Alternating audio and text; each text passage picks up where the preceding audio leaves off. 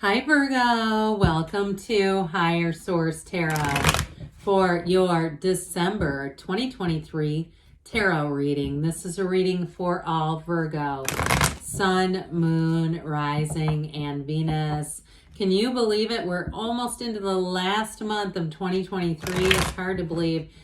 I hope that the year has been good to you, but if there have been challenges, if there have been some hearts broken or hearts lonely out there, 2024 has a lot to offer, lots of new possibilities coming in. I do want to jump right into this, but first I'd like to let anyone who is new here know I post new readings on Friday. Then again on Monday. Fridays are always a general reading. Mondays are a different style every week. Today's going to be a detailed Celtic cross style reading, but the next week will be something entirely different. And so I've also been adding in Wednesday readings here and there. I don't know exactly which weeks because they're kind of just when the mood strikes. I do have a couple of bonus readings I'll be doing for November and December on Wednesdays.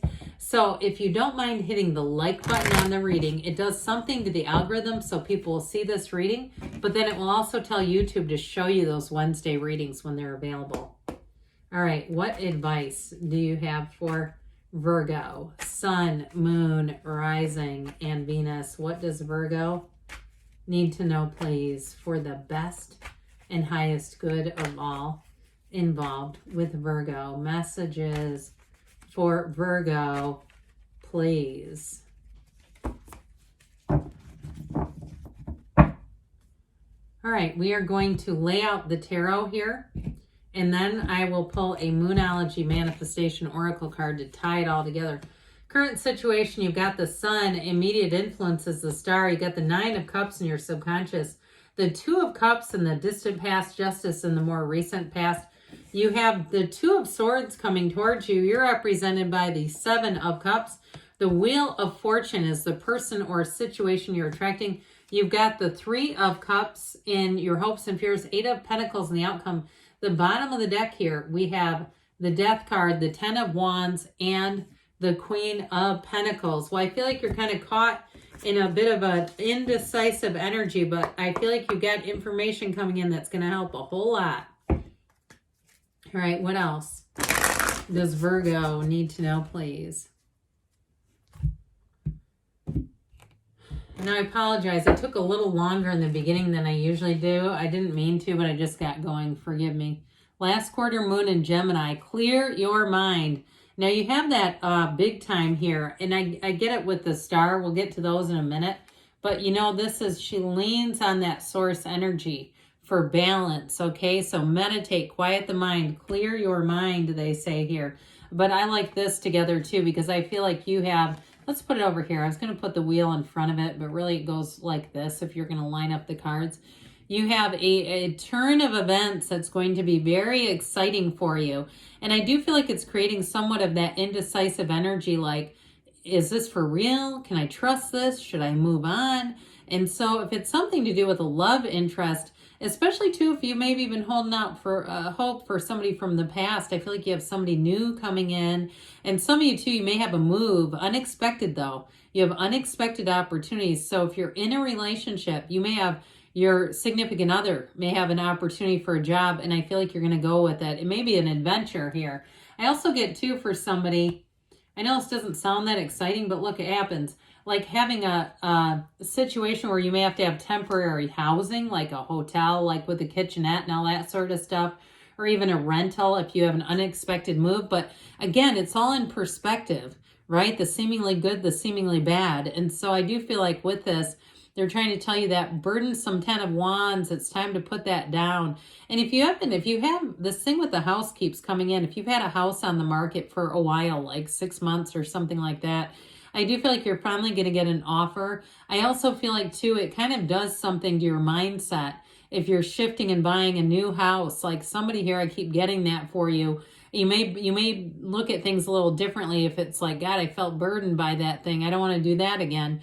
So with the energy of the Death card here, we now have 5 major arcana showing up here. We have Libra, Aquarius, we have Scorpio here, we have Taurus, Leo, And I feel like I might be forgetting someone, but anyway, I do feel like with this, that death card is like the first day of the rest of your life. You're moving out of a burdensome period. You also too may be living a bit more like life on your own terms. If you were putting up with a lot at a job, okay, if there was something where you were filling in and doing the work of 3 people and you're like, forget this noise. I do feel like you're coming into a Queen of Pentacles. You and your own energy. It's going to be fantastic. I feel like things will be much more orderly and efficient. It brings balance into your life. She is a card where she has a full, rich social and family life, but she also has a prospering career. There's money. It's lucrative. And so I do feel like you get that balance, that sense of, feeling like you're not being so overworked in one area. Now, if it is a relationship too that was burdensome, I feel like you're going to move on. And with the Queen of Pentacles, she is a beautiful queen. So get ready, because male or female, you are going to be attracting a lot of attention. And that may have been a catalyst too in terms of deciding something wasn't going to come back around, where you realize, look, these people that don't even know me are treating me better. Maybe I should be looking at one of them instead of trying to make what wasn't was. Okay, you get what I mean there? Like, this wasn't going this way. Let me try to fix it and make it into something it never was. So anyway, with this, that sun energy is one of the happiest. These two together, if you're doing a vision board, maybe for 2024, these would be nice cards to put on there. Or even the world too, of course, we love that. But the sun is possibly one of the happiest cards. So anything you're moving into, you're going to feel connected. You're going to feel in this month of December going into the next year that everything is right in the world. This is a card of victory and success and fulfillment, illumination, everything. The sun shines in everything. So if there's something that doesn't want to be revealed, guess what? It's going to be highlighted, because the sun it's unconditional. So in terms of a relationship, I do feel like you have an unconditional partner showing up here. And those of you that are already in something and you have an unexpected turn of events with your partner, but it's good, it's positive when it's the Wheel of Fortune. It's like it solidifies everything. It makes it all make sense. The sun too, with the sunflowers in the background, there's only 2 cards that have sunflowers and they indicate a match. But truthfully, when the sun is out, the sunflowers point towards the sun. When the sun goes down, they point towards one another because they are energetically connected. So you have somebody here that is so deeply interwoven into your energy. I heard string theory. If you're into metaphysical types of energy information, that's for you. But with the star energy, the next 7-8 weeks are going to be awesome. And so with the star, it's also too having helpful people around you. It's a tranquility and a peace, even if things are a bit uncertain or you've been, just like I said, a bit indecisive. I feel like with the star, it's like you have that knowing and you know which way to go. Now I said it's wish fulfillment here, and you have it all over this reading where it's like I was in the right place at the right time. We had the stars aligned and it's all moving forward here. So get ready to get along with people. Get ready for people to confide in you. Get ready for people to almost corner you when you're talking because they don't want to let you go. You might have to get adept if you have a family function and there's one person that wants to monopolize your time. It's this, okay? They've got your energy and they just want more of it. They're not vampires. They're just people that know a good thing when they feel it. So in the 9 of Cups in your subconscious, you now have wish fulfillment twice here, okay? So I definitely feel like this is going to be a period where it seems like things are easy. They're in flow. And if something doesn't go just right, it's also a time when you look at how quickly do you find the solution. When you find solutions quickly, you know you're in alignment there. So with that 9 of Cups, you're going to be sitting pretty. I do feel like you have a lot of invitations coming in, but it feels positive. It feels fun. And so with this, if somebody's into fondue at family functions, I keep seeing that. But with this 9 of Cups, or maybe you're going to be given a fondue set. I don't know, maybe your grandma or great grandma's, antique fondue set, it becomes yours. It's that kind of energy though, where things are given to you that really have meaning. And I don't mean to make light of that, but it just came in. So with this 2 of Cups, this is an interesting card because it is about finding a match. So if you were in a relationship and it felt like a match until it didn't, I do feel like you're attracting somebody here. And again, it's about letting go of what was never. Okay, if it's like, that never was going to be that way. They were not going to change. They made that clear. It's time to move on.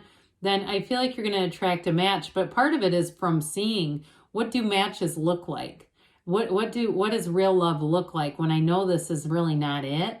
So I feel like it was a match at some point, or even with a job too, where you may have a sense of loyalty to a job where it really was great, but it's like, and it still seems like it's okay, even if you've been covering for people and you've been able to do it, but there's just too much of that, and it never seems to quite end.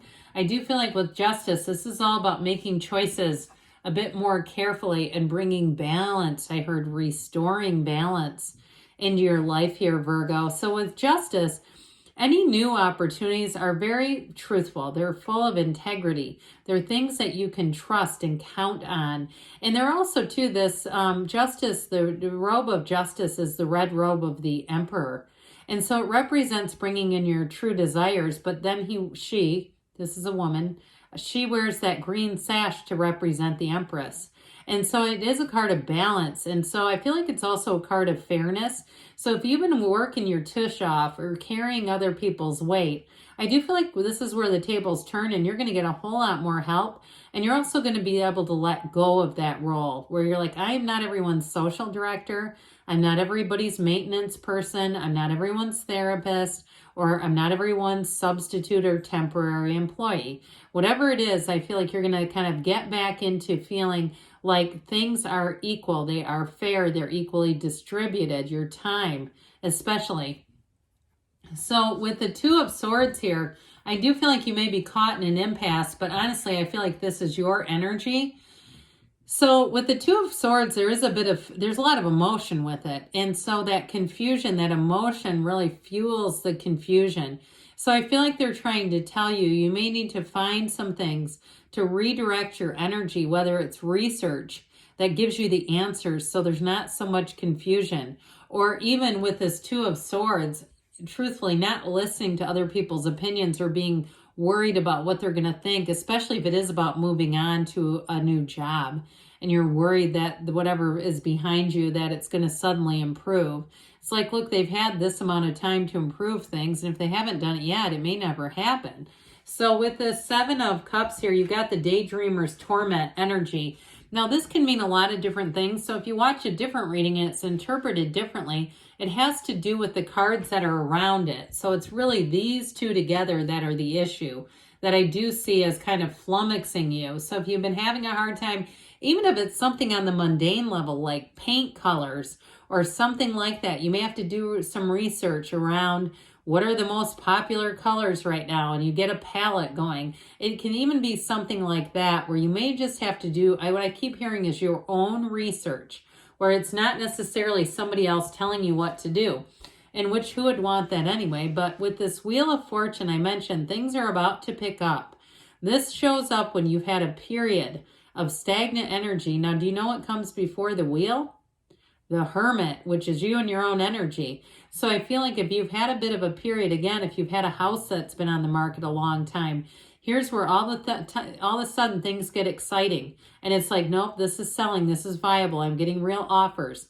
Now, in terms of love, though, too, it truly is let go or to receive. This is what tells you when it's time to let go of something, because there's something new coming in. But the Wheel of Fortune is always here to push you along. The universe is pushing you along the path of your most joy, unless you fight it. And so with this, it's really about kind of going along with the flow, living life as an adventure. And in terms of the person that you're attracting, I do feel like you've got a bit of a Three of Cups energy here. Somebody who is a real breath of fresh air. They're different from the old ones. And if it is something in terms of a relationship that you're already in, again, I feel like they have a turn of events that's going to give you cause to celebrate. Okay, so it's going to put the two of you on an adventure. But with the Eight of Pentacles here, you have money coming in and you have an evolution. This is long-term stability. Eights are about vibration. So I feel like you've got to focus, or they're telling you, focus on what you want and know that it's available to you. There's nothing out of reach for you, Virgo. So let's see what the Whispers of Love have to say here. What else does Virgo need to know about love? Express love through gifts. A small token of love can convey great appreciation. So if you're given some kind of a sentimental gift like I picked up on down here, I'm telling you what, they are talking to you. There's something of a nostalgic or sentimental nature I feel is going to be passed along to you. All right, what else does Virgo need to know, please? You have wish. I like this one. Your heart's desire is ready to come true. Nothing better. Good things are on the way for you, Virgo. I love you, and I'll be back again soon.